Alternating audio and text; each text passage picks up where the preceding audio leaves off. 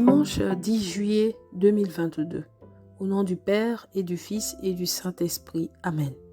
Jour de grâce où nous voulons, Seigneur, t'adresser notre 10e prière communautaire pour les couples. Nous terminons avec le second commandement qui dit en Marc 12, 31, le second est celui-ci, tu aimeras ton prochain comme toi-même. Il n'y a pas d'autre commandement plus grand que cela. Aimer notre prochain, notre conjoint comme nous-mêmes, c'est faire taire notre égoïsme.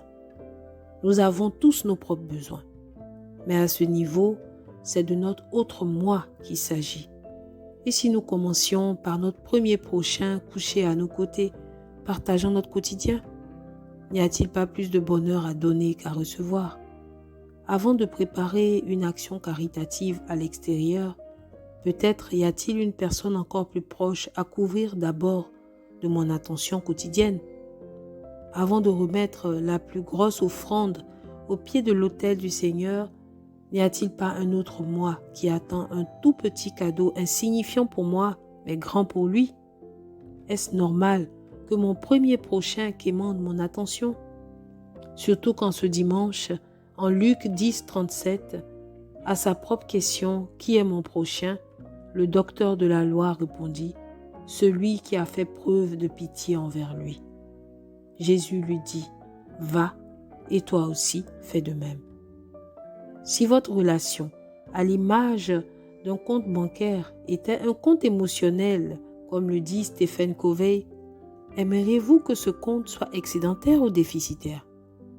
Je vous suggère de réfléchir à des actes simples que vous poseriez envers votre conjoint si l'on vous annonçait qu'il devait s'absenter pour 10 ans. Pensez à un acte qui renflouerait positivement son compte émotionnel, qui lui ferait dire « Waouh, qu'est-ce que j'ai de la chance !» Par exemple, écouter pendant 1 heure son projet et lui faire un retour avec vos commentaires. Ou encore lui cuisiner son plat préféré, ou encore l'inviter à un karaoké en couple, etc., etc.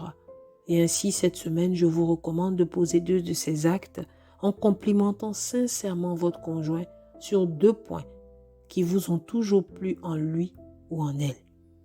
Seigneur Jésus, nous te prions pour tous les couples, en particulier les couples chrétiens qui cherchent ta voix.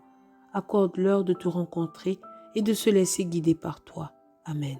Au nom du Père et du Fils et du Saint-Esprit. Amen.